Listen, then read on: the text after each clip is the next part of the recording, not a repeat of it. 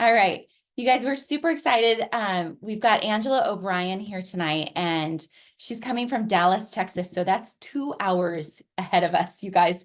It's like 10 o'clock there right now. So Angela, thank you again for doing this. Angela's a wife, a mom of two, including a daughter diagnosed with Down syndrome. And she's a professional organizer, certified Enneagram coach, and the host of the podcast, Especially Organized: Sensible Solutions for Special Needs Moms. And I would add dads too, I'm sure. And in 2021, Angela started Your Space Reclaimed, a professional organizing business. And in early 2023, after presenting to a group of moms raising kids with Down syndrome, Angela was so inspired by that conversation that she began to speak with families with children with special needs. And so she shifted her business focus towards helping caregivers of kids with special needs and helping them get more organized in their daily life. So Angela, thank you again for coming and doing this. This is amazing.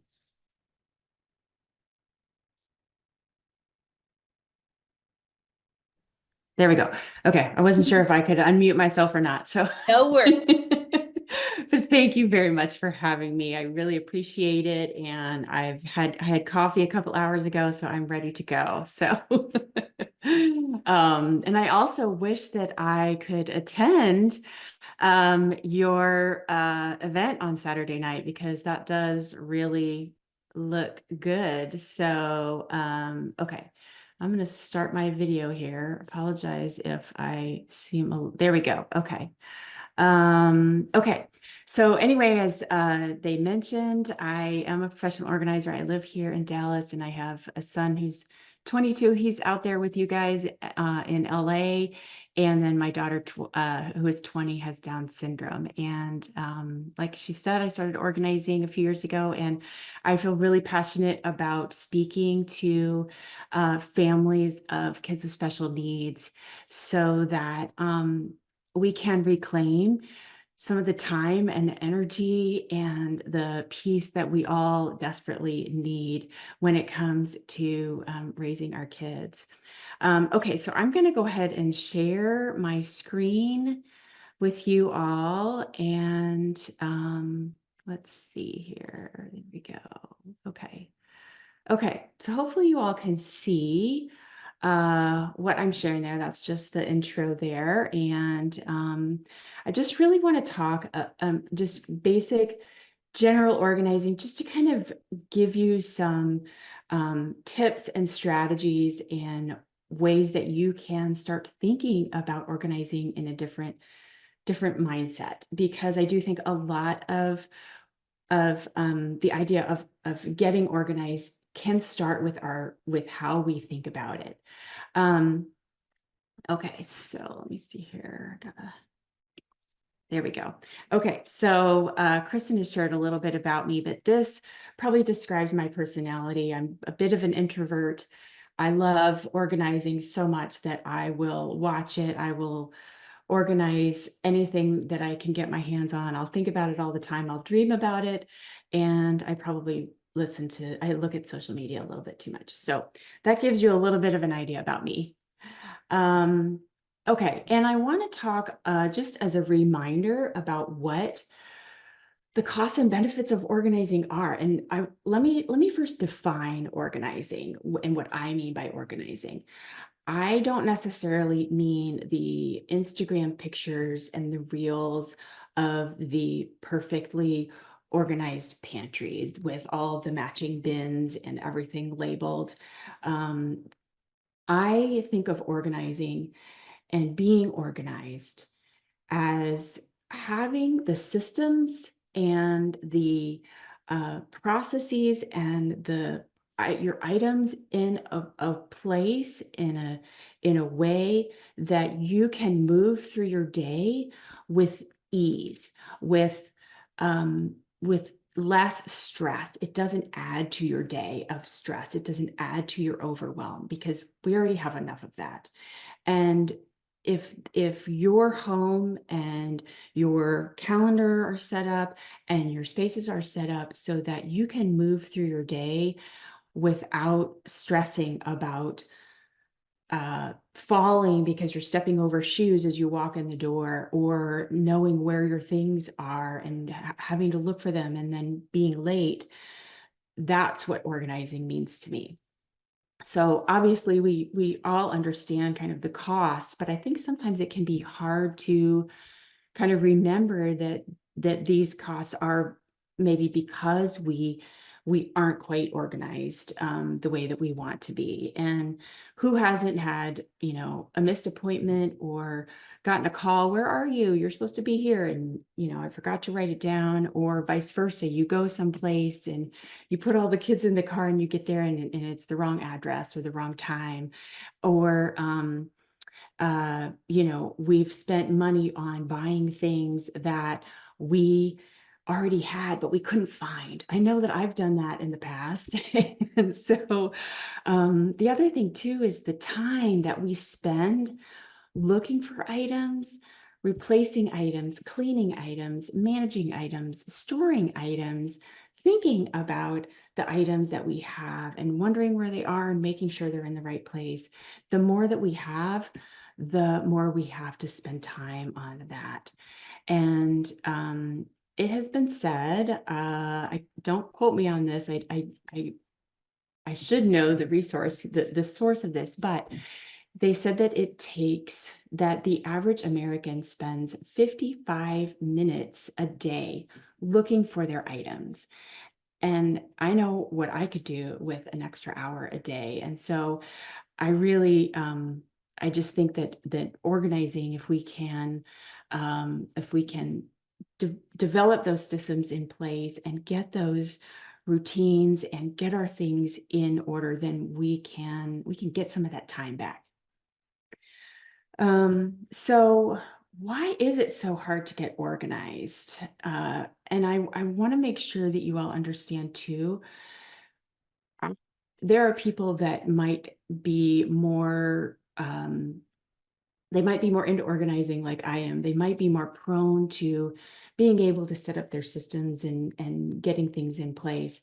But organizing is actually a skill that can be learned. It's something that really everyone can do. And so I don't want you to think if you don't have that natural talent that you can't get organized.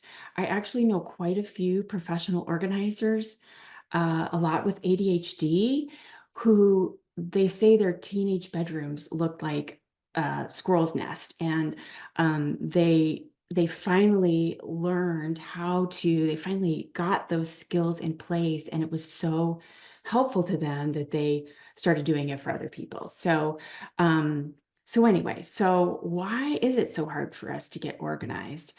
Now, I would love for you guys to maybe answer this question just to see where your thoughts are. But how many items do you think are in the average American household? And if you want to put that in the chat, I would love to see your thoughts on this, because I think when I tell you, you might be surprised. Um, does anybody have any thoughts on what might somebody said 10,000 unless you're a hoarder, 50,000, someone said 300,000, 500,000. Okay, well, some of you are right, 300,000 items. And I mean, when you think about it, that's a lot of items that we have to think about and manage and care for and clean and store. And so it really can be difficult for us sometimes to find ways to get organized, especially if we haven't learned the skills. Okay, so let's see, why isn't it? There we go. Okay, so I know some people might be frustrated with the first step in every organizing project because it is the hardest, and that is decluttering. I will tell you that if you do nothing else this year, let's say that you have a goal this year of getting organized in your home. If you do nothing else but declutter and remove the things that are not serving you, remove the things that you're not using, um, you will have gotten so far in that journey. And it really is truly the first and the biggest, most important step in any organizing project. So that's what I want to talk a little bit about today. There are what we like to call in the organizing world clutter pitfalls, and I have some friends who call them sticking points that keep us from removing those items that don't serve us. And I want to go into that so that we can maybe help shift our mindset so that when you do go to tackle a space, say it's a drawer or a closet or a pantry, you can start to think about um, how to be a little bit better at removing the items that no longer serve you. So there are emotional reasons, there are practical reasons, and there are financial reasons. So I'm just going to go briefly into all three of those and talk a little bit about that. The first one, emotion, like our emotional sticking point, and that is those feelings that you might have of guilt, where, oh, Aunt Rosie gave this to me, and she would be so upset if she knew that I gave it away, or nostalgia, where, oh gosh, I remember when I wore this outfit in college and I just felt so good in it, but that was 20 pounds ago, and I'm never going to weigh that again. So, or sentimentality, where we might have an item that reminds us of someone or something or a special time or place. And those can be difficult emotions to work through when we're going through our items and trying to declutter. So, some questions that you can ask yourself, I have on the screen here. And I won't read all of these, but I think one of the biggest ones is, if you moved, would you take this with you? That, if you have not moved recently, you may not realize this, but if you have, you probably know it is a lot of work and a lot of effort. And so the more that you have to take, you want to make sure that those are things that are really meaningful to you.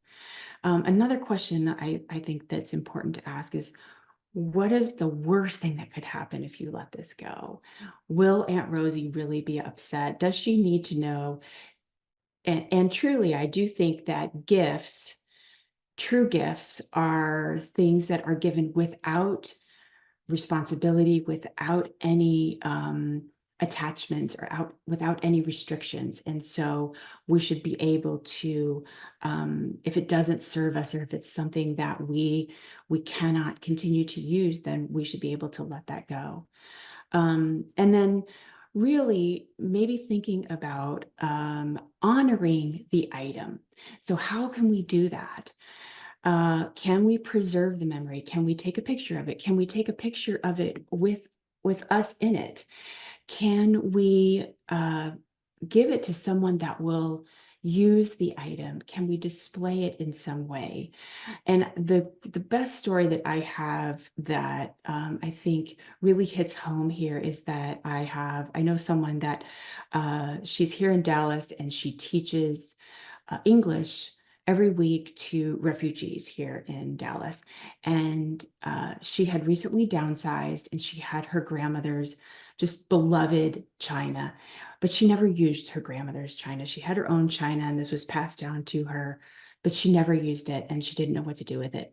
And she decided to gift it to one of her students, who was a mom, maybe in her 30s, from another country.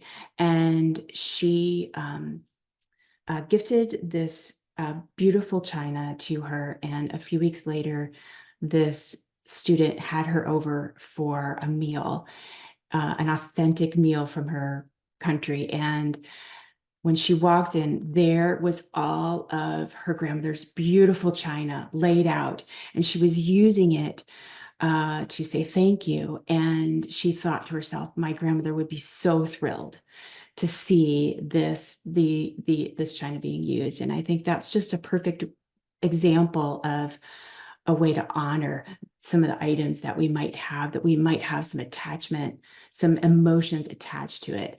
And I think too, it's important to remember that if we let go of something, of an item, we're not letting go of the memory or the emotion that we have attached to that. That we still can remain, that we can still have that, and let the item go.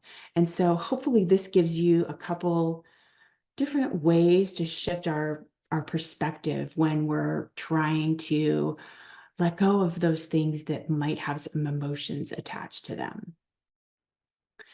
Okay, moving on to the practical sticking point. Now, this is more like thoughts of scarcity or practicality of our resources.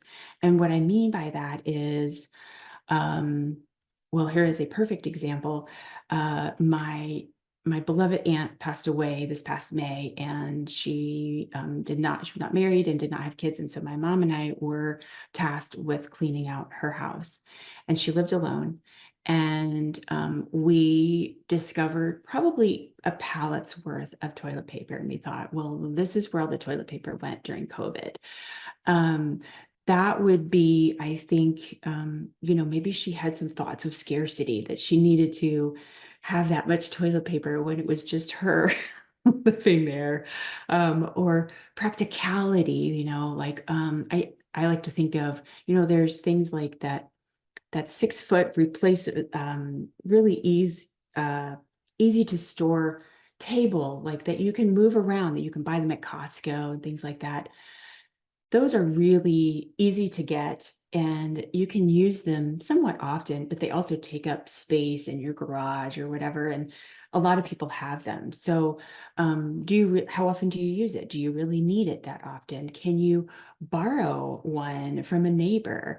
And I think too that some of the questions that I like here are, would you rather keep this or have more space? And really making the decision that, if having more space is important, how can you let go of those thoughts of scarcity or practicality? Um, are you keeping this in the event of a very unlikely scenario? So, especially for those of us that might think about those worst case scenarios, and I feel like I need to hold on to this just in case. But meanwhile, you're not using it for months or years, and it's taking up valuable space in your home. The 2020 rule is something that we talk about in the organizing world. And it's that, could you replace this item for $20 or less in 20 minutes or less? And maybe with inflation, we need to raise that up, that $20. But I think especially, and I don't know exactly where you guys are located. I know probably around San Diego. So you're probably like me in Dallas. I am a stone's throw away from a Walmart and Target and Container Store and a grocery store. And so I try to remember to myself, let the store be my storage place. I don't necessarily need to hold on to these items um, all the time, or have a whole bunch of items from Costco when I don't have the space to hang on to it. And I think the key here is to gain some perspective on what is a reasonable amount of this type of thing to own. Maybe we can let someone else use it while we gain back some more space. And so just having a different perspective on on on the thoughts that we have around the item, that those practical items that we hang on to. Okay. Moving on to the financial sticking point. This can be really hard for people because we spent good money on some items that we no longer use, but it's like, well, but I spent good money on that 5 years ago. Like, that seems like a waste, right? So it's that belief that the items, monetary value, the dollar value, the financial value is actually worth more than your other resources. And by that, I mean your time, your energy, Mostly those two resources. So how much is your time worth? And so questions to ask yourself: would you buy this again if you had the opportunity? And again, if you moved, would you want to pay to have this packed, shipped, unpacked? We pay when we move by the weight that we have. That's how we have to pay for items to be shipped, and that can gets very expensive. So do we want to spend that money to save what we already have? And then understanding, does it have value in its current condition? And I think probably a good example of this, and I hate to pick on the guys here, but I've done enough storage areas and garages to see a lot of baseball card collections, record collections, things from their past that they want to hang on to because they think that it's valuable, it's worth something. I don't want to get rid of it. And I think that I think the key here is to get real. And what I mean by that is, um, what is the true value? If we were to do the research, if we were to go on Facebook Marketplace or Craigslist and spend the time uh, setting up an account and selling that item, how much would we truly get for it? And how much of that time is it worth that time? Um, so I think, and then again, if there's still a market for this item, like just trying to understand um, those things about where you are today with this item and what is its value to other people today. I also think too that we can sometimes confuse an item's financial value with the amount of time that we have put into making that item or taking care of that item or storing that item.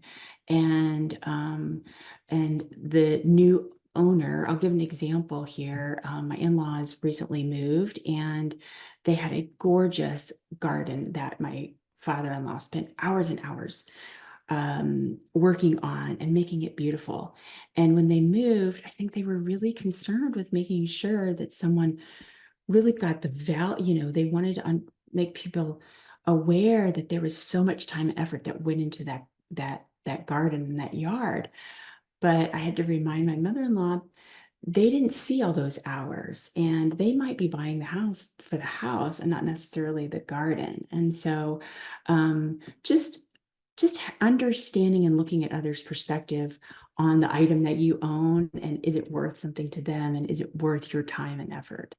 So hopefully that gives you some potential mindset shifts that you can use to help you in your decluttering process, because again, that's the biggest portion of an organizing project.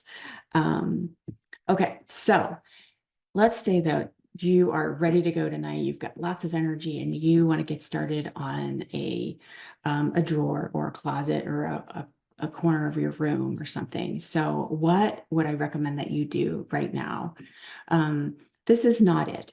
I don't think that we need to go out and purchase a whole bunch of organizing products and bins. It's fun to do that. I will fully admit it is super fun to do that, but it's not necessary. A lot of times we have things that we can use already.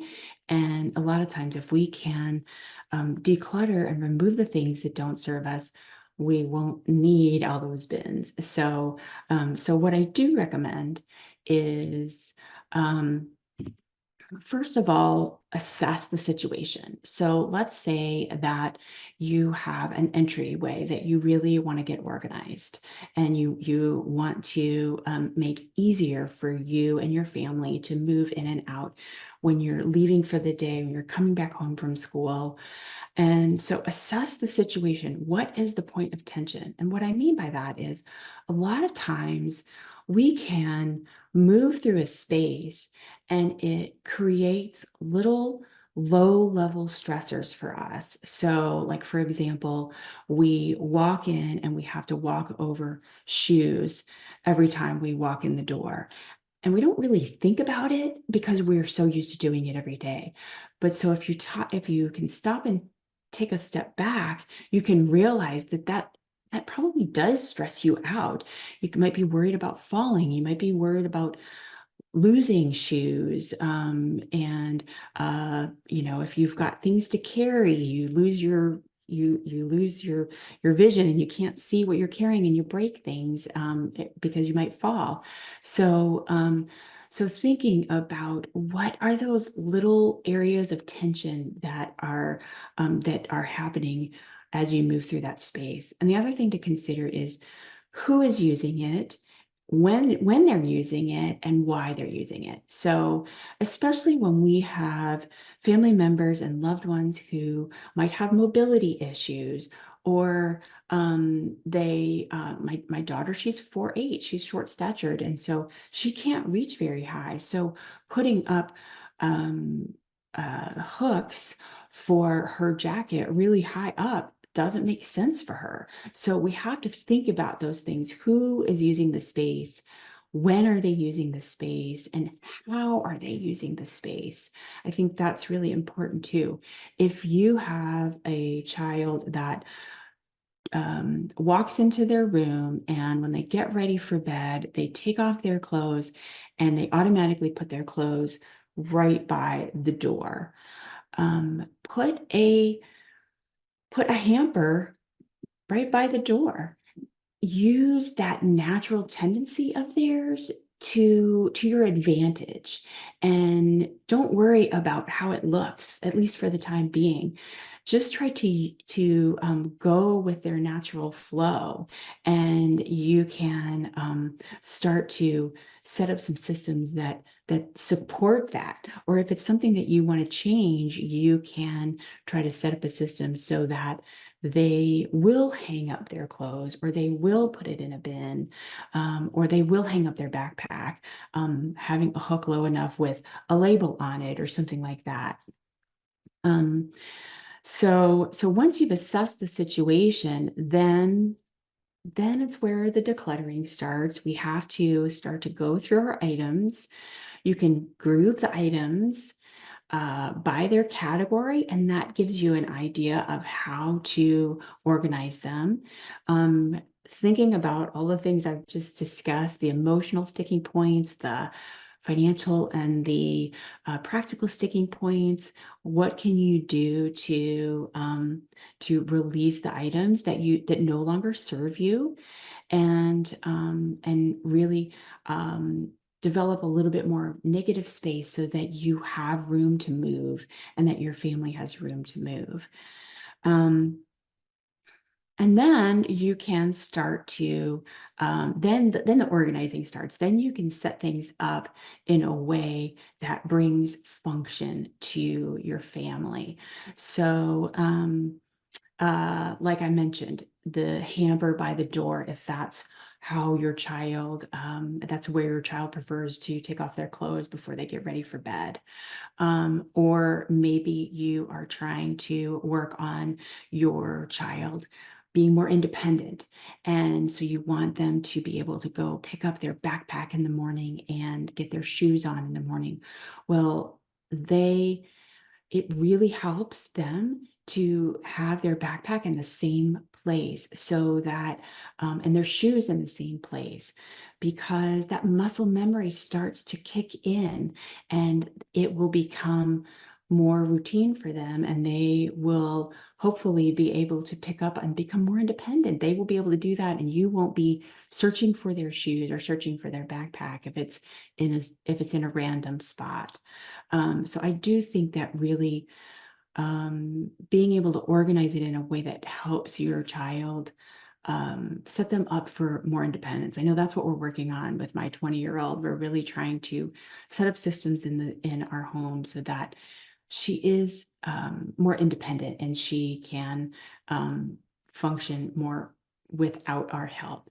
And that being organized or having her things organized or the entryway organized or the kitchen organized in a way that serves us just helps her in her learning of her skills.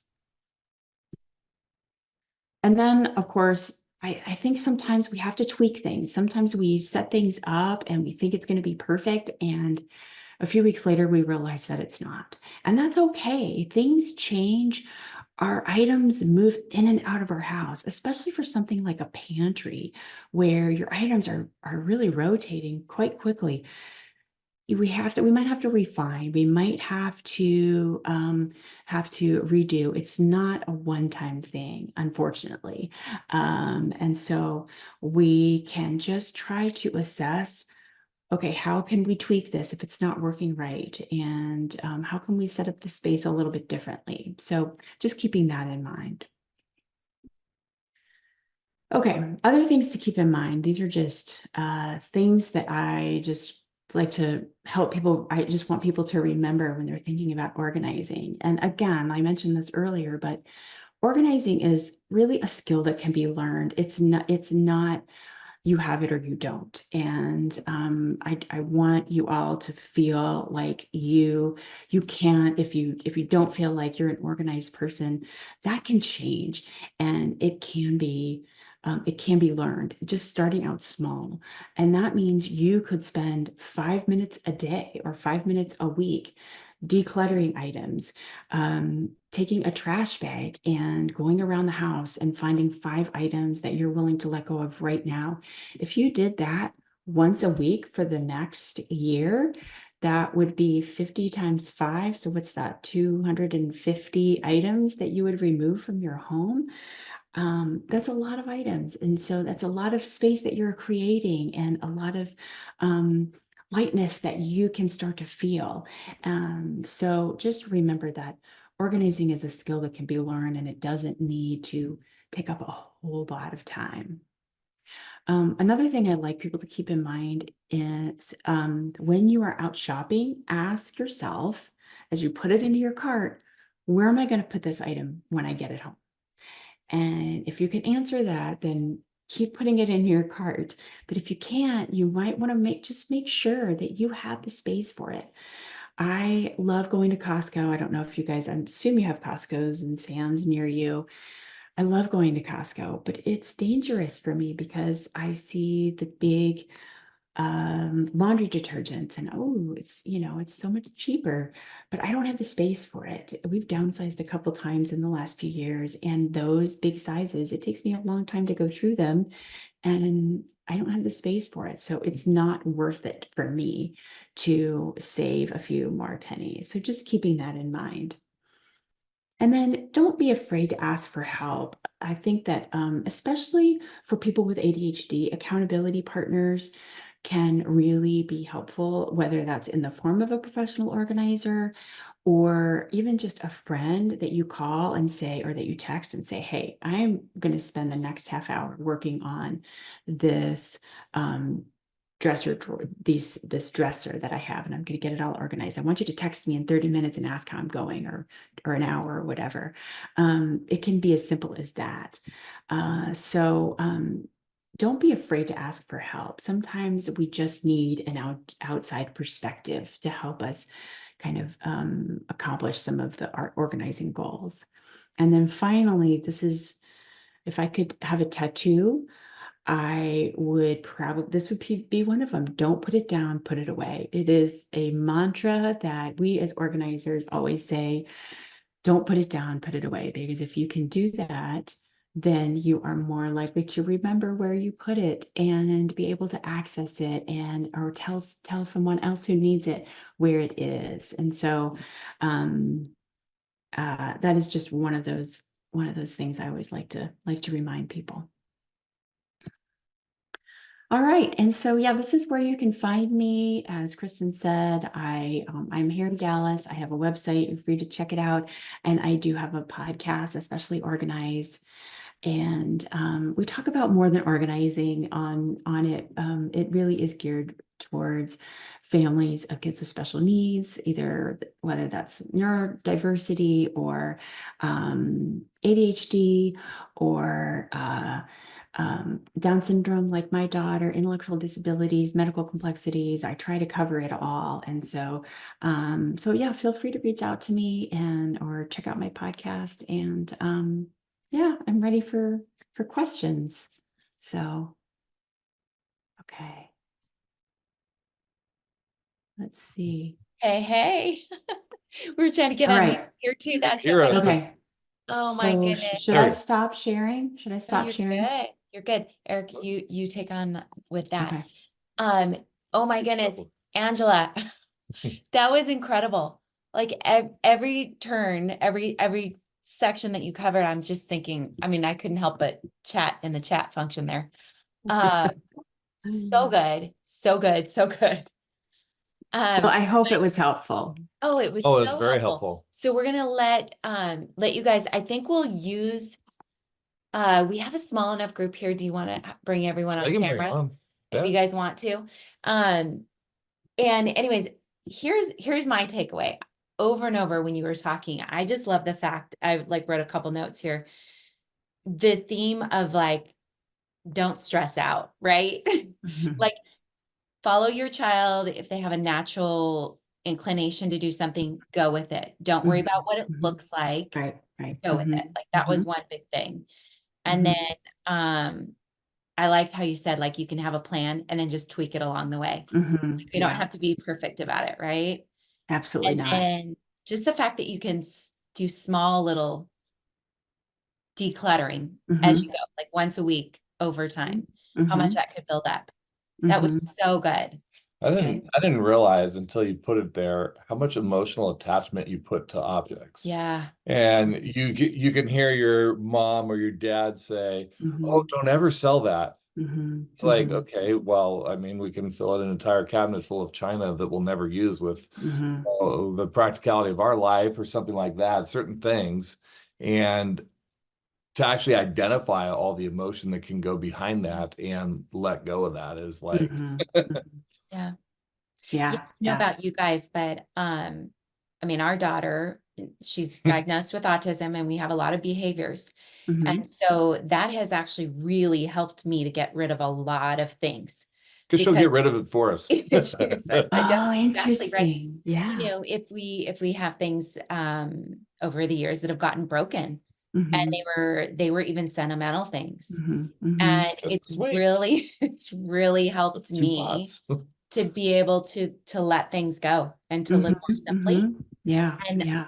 I love to at the end where you were talking about the lightness that can happen with that. Mhm. Yeah, We're yeah. so, as you know, families raising children, teens and adults with special needs, we're already, like Angela and I talked about this before starting, we already have so much paperwork, so many Mhm. meetings, so many things already put into our lives, Mhm. and we Mhm. have less time to Mhm. be managing it all, which is Right, why this is such a beautiful topic for our families. right, right. So Yeah. yeah, I'd love to let you speak to that.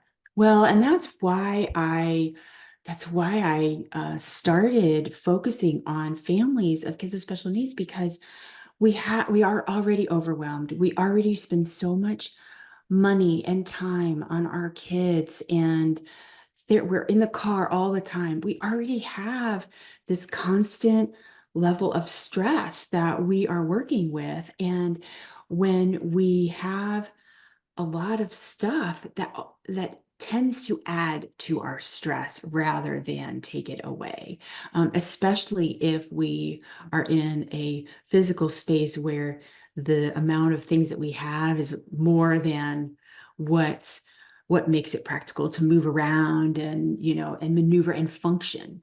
And I do think too there is, after starting to um, let's say that you organize a drawer. Okay. Let's say you open the drawer and you're like, I have had it. Something sticks in the drawer. Everything's a mess. I'm going to take it out and I'm going to organize it. And you get it all set up and it looks so good. And you come back a few minutes later and you open the drawer and you're like, oh, this feels so good. Like that is the feeling. And you can even feel that in your body. Like if it's a room or a pantry or a whatever, that is the feeling that you want to hang on to. And if you can get a little bit of that, you can hopefully remember what that's like, and that will encourage you to keep on going. But I have so many clients who they just say they feel physically lighter after they have organized a space in their home. They've decluttered, they've done whatever. And it really can, I think, benefit us as special needs parents so much, because I know I need some peace. I need some calm. I need to reclaim some just energy back, because it's a lot of energy that we have to expend. So, and that's why we've downsized twice in the last 7 years. I want to remove things in my home because I see and I feel the lightness, and it feels better to me. So, Oh, that's so good. Mm. Does anyone have any questions? Now's your chance to get her on the case. Sure. Oh, okay, we have a chat one. oh yeah. Our daughter recently started struggling to let go of things, scraps of paper, coins. Do you have any advice for us as we try to help her and us Mm. declutter? So the first thing that comes to mind is, first of all, we don't want to just restrict, right? Because I think that will then I want them to have agency, and I want them to be able to, we want our kids to have their own things and feel like responsible for their own things. But if it's possible to maybe have a physical limitation on where they put that item. So if it's scraps or paper or coins or things like that, can you say, okay, you can keep whatever you want, but it has to fit in this bin, or it has to be only in this closet, or it has to be only in this drawer. And then they get to decide what goes in there and what comes out. Makes I sense. think that might be a first start, to just giving, because then it takes the onus off you. It's not you limiting their what they can own. It's the space limiting their own, which is what we all have to deal with. We all have space limitations. And so helping her learn that, that's just another skill that they can learn. So hopefully that will help. Yeah, Yeah, that's kind of. Oh, no, go ahead, Stacey. yeah, I think Stacy and Jonathan, like that they were saying in the chat. I think that's a great idea too. I love that. But my question was, I've just always been somebody that gets rid of things. And sometimes it's been harder with our son, just because he goes through phases, right? And it's happened several times where, like, I don't know, there was a Jake and the Neverland Pirate toy that I got rid of, and then he, like, all of a sudden got back into that, like, several years later, and I had gotten rid of it, so I had to go, like, on eBay and, like, find it, and, like, I found it. And then I think recently, I don't think I got rid of it, but I think I put it in a bin in the garage. So we moved like 6 months ago, and so I have this bin in the garage full of, like, toys that I really want to get rid of, but I'm, like, worried, because I'm not just worried because I could probably, if it was toys that still existed, it wouldn't be a problem. But I think the struggle is, like, what if they don't make that toy? What if I can't find it again? And so with his things, I kind of have turned into, like, this, like, weird version of myself where I, like, hold on to things that I, like, normally wouldn't. Like, my other kids, like, they have, like, well, they're older and gone now, but they, you know what I mean? Like, it's just way different with him. Yeah. And how do you, like, balance that? Like, with, I don't know, like, managing that. Yeah, and Stacey, I that can speak to be. that and say Oh that yeah, go ahead. that is, I've absolutely experienced the exact same thing. So go Yeah. ahead, Angela. Well, I have not experienced have I experienced that with Casey? I'm trying to remember. I'm sure that there's been something that I've thrown away, but she doesn't get too worked up over it, so it hasn't been an issue. Yeah, But I can understand that like it's unpredictable, right? That yeah, our kids can be unpredictable. And so I think my first thought on that is that in that case, if it truly is something that you know you can't get anymore, maybe hold on to, I would probably want to hold on to something that maybe yeah. you know that like he really enjoyed or he really had a liking to at one time. And Mhm. if you have room, if you don't have room, then I don't know if there's a way to gently approach him about it and say, hey, and you can couch it in a way that where you are giving it away to another child or another friend or something, and make them feel like they are doing something good, if he would be open to that Yeah, idea. that's a good idea. And so I know some kids aren't and they can't grasp that concept yet, Yeah.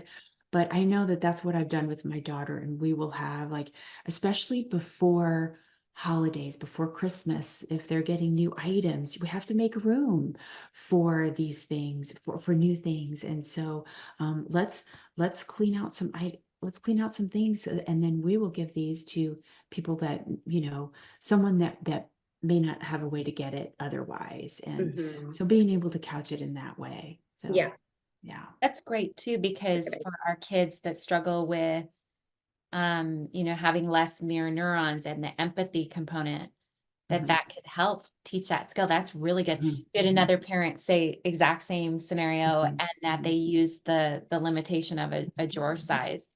Like if it doesn't fit in the drawer, then we have to start getting rid of some things, right? Exactly. And Oh, good. that leaves that then they aren't getting upset at you for having to let go of that item. It's just, well, it's just, there's no emotion attached to this drawer, and you get to decide what you want to keep and what you want to let go, you know. So Well, what I meant when I typed it is that I have a drawer that has his old things because I know that he revisits items that I can't mhm, find in the store anymore. mhm, mhm, And so when he wants to revisit something that maybe I don't have, then I show him some older items that may be reinforcing. And so he can pick one of those out mm, That's of that good. Oh yeah. drawer. But I hide it again, and I don't show Mhm, him where the drawer is. I just kind of take the items out, say, "Hey, well, I have these because I don't have the item you actually want, but I do have these." mhm, And mhm, so I let him pick one, and then I hide the rest of those items again. mhm. I think that's And really I kind of smart. just shift them out. Whatever fits in there stays. Whatever Yeah. just doesn't, just doesn't. Yeah. so That's creative. really smart. Yeah. Yeah. Oh, thank you, Kurt and Stacy. Yes. Yes. Thank you for coming on. Right. Anyone else with any specific questions? And it could be, uh, for yourself too. I love the fact that you were talking about having ADHD and having accountability partners. That Mhm. was great too. Yeah, I just had last week or the week before, a woman on the podcast. She does organizing and helping set up systems, and she has ADHD and autism herself. And so we talked about what it was like for her, kind of figuring things out. So I mean, I know a fair number of parents who have kids with special needs, and they have ADHD themselves, and they struggle, right? And so I think we have to address our issues too, and our struggles too, and our family members who may not have special needs, but they have ADHD, and we have to all work together. And so we have to live together in the space and Yes, figure out how to yes. do that. Yeah. Yeah. One thing Don't put it down, put one it thing really away. specific. She's Oh, go ahead. No, go ahead. not just Uh, I think saying you're gonna that, jump in. yeah. we're Mhm, we're both Okay, commenting on that statement. Don't put it down, put it away. I mean, mhm, totally. mhm. she'll let you know without calling me out. It's Oh, like I do that, and I find it in my own classroom, and then I'm like, where is that Mhm. kids? Where'd I put that? It'd be like Yeah. to as a Yeah. have a teacher. place for it. She always says, everything has its place and in its place or whatever. Something like That's that. I right. got the Yeah. idea. That's right. And it's I it's just the efficiency of being able to find it again, or being Mhm. able to tell somebody else where to find it. Mhm. You know, I can say to my son, okay, go in that drawer in the kitchen under the microwave and you'll find the keys, that kind of thing. Right. Yeah. Yeah. But Yeah. I am not in any way perfect. And I will tell you, Angela and I were talking. One of the things that was super helpful advice that Angela gave was, you know, with all of us getting constant paperwork, again, I alluded to that earlier, having a box file that Mhm. you can just, you know, section out like whatever, right? Medical, school, whatever, like big, larger kind of categories. There you go. And then you put it in there just as like a holder, like a temporary Mhm. one. And then you Triage. triage. Yeah. Yeah. But scan and can it. Oh, that's good. So he's really good at digital I need to take this. organization. I That's can perfect. organize digital. I can't, papers, no thanks. Oh, see, I'm the opposite. That's so funny. I Yeah, know, but me too. everybody's They are. different. We're all Make different. the Our pair. Yeah. brains are different.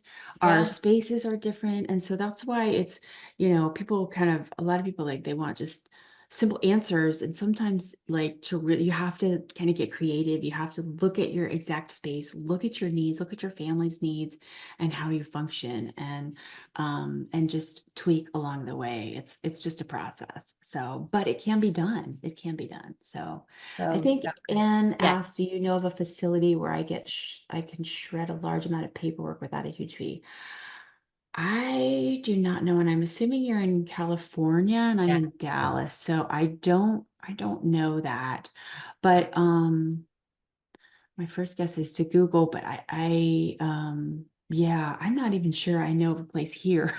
I know. I was thinking there's always the Yeah. electronic stuff that we get around here, but yeah, that's a good one, Anne. Yeah. We'll have to keep an eye out. And then maybe Google it, like you said. We don't have the Office Max and all the different things anymore. Mhm. One of the big things you said, and I think just points out, is kind of knowing your why you do what you do. Yeah. I never even reflected on it, right? You just Mhm. think, oh, I might use this again, really? I mean, you need that paper clip again, or so, it's like just things that have zero value, you throw in a junk drawer just because you think you might Mhm. need it. And then Mhm. it's like, really? Yeah. I ever really pick that up again? Oh, but Yeah. Yeah. Yeah. Yeah, and I exactly. find and catch Mhm. yourself because in the Mhm. brain thought of things, I never want to throw things out. But Mhm. then in the Mhm. reality of it, you can't even find it even when you wanted it. So Yeah. Right. Yeah. And And I again, think there's just that stress, remembering say that again, Kristen. and then again, that lends to that stress again. So yeah. Go Yeah. ahead. Yeah. Well, I just think too, we forget the value of the space that letting that item go that has for us. That space has value. That space allows us some freedom. It allows us to move. It allows us to have, I know for some people, they like to have their things shown visually and so that they can see what they have and see and know that they have know that they have all the things they need. Others like me, I need to put away. It's too much clutter. It's too stressful for me and it creates confusion. And so too, that could be a whole other topic we could talk about, but organizing styles, we all have different styles. And so, but creating some of that space and understanding what that space is worth to us, that item that we're letting go, it frees up, that has value too. Yeah. Oh my Mhm. goodness. Well, Angela, this has been amazing. And I can tell it's been really, again, a valuable topic for all of our families. So if you guys didn't catch all of the contacts, they'll be in the essentially show notes when we put this up on YouTube, but you can also reach out, email us.